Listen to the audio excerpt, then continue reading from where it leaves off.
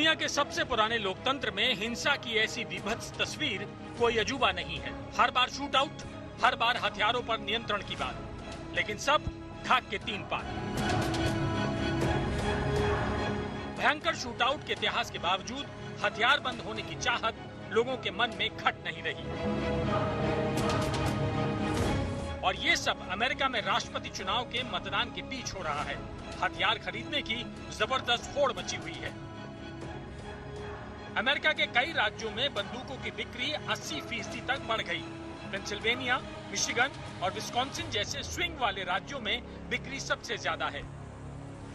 If you took everything that Obama did, everything that Clinton did, and all the school shootings, and combined them all, they would not equal what's going on right now in the firearms industry.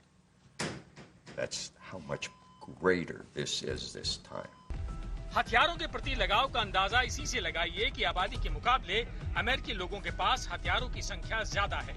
हर 100 लोगों पर लगभग 120 बंदूकें हैं। अब सवाल उठता है कि ऐसा क्यों है? चुनावी माहौल में अमेरिकी लोग हथियार जमा कर रहे हैं। दरअसल अमेरिका में चुनाव के बाद हिंसा की आशंका लोगों के मन में घर कर गई है। सोशल मीडिया में भी हिंसा की आशंका जाहिर की जा रही है।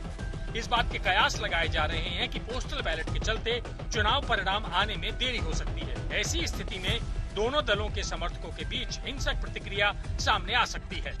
वहां का सामाजिक पूर्वानुमान अगर 5 शब्दों में समेटा जाए तो वो होगा सिविल वॉर की चुनावी चिंगारियां। Stuff thrown at us all for the past hour and a half that we've been here. इस बार वोटिंग के नतीजे जानने के लिए आपको कुछ दिन या फिर हफ्तों तक इंतजार करना पड़ सकता है।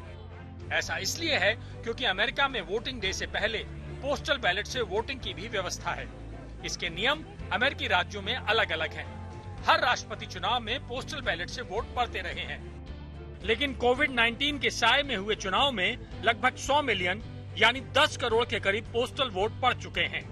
2016 के चुनाव में वोटिंग के बाद रुझान आते ही आधी रात को ही डोनाल्ड ट्रंप ने विक्ट्री स्पीच दे दी थी, लेकिन इस बार नतीजों के लिए लंबे इंतजार की आशंका है। पोस्टल बैलेट की व्यवस्था के खिलाफ ट्रंप ने कानूनी लड़ाई का संकेत दिया है।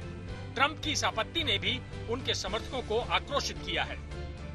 I think it's terrible when we can't know the results of an election the night of the election in a modern day age of computer. I think it's a terrible thing. And I happen to think it was a terrible decision for our country made by the Supreme Court. I think it was a terrible decision for our country. And I think it's a very dangerous decision because you're going to have 1 or 2 or 3 states, depending on how it ends up. And I think there's great danger to it. And I think a lot of fraud and misuse can take place. Pitting Americans against one another, rural versus urban, based on race, gender, ethnicity, national origin, or religion. That's wrong. That's not who we are. Everybody knows who Donald Trump is.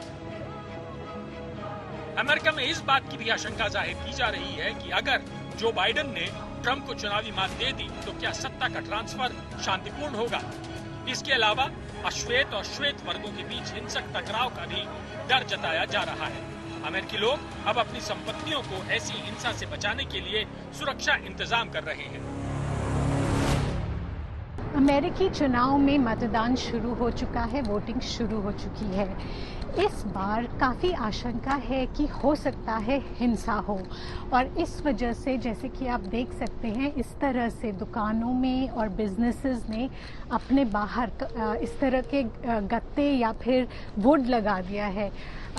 तो आप समझ सकते हैं कि कितना insecurity है इस वक्त। जरा सोचिए, नस्लवाद का ये संघर्ष तब है जब अमेरिका में कोरोना से सबसे ज्यादा लोगों की मौत हुई है।